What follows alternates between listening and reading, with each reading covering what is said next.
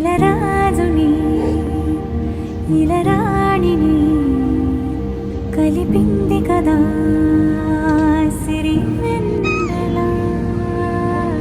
దూరమా దూరమా తీరమై చేరుమా నడి రాత్రిలో తెరలు తెరచినది నిద్దురలో మగత మరిచి ఉదయించినదా కులుకులుకు చెలి మొదటి కళ.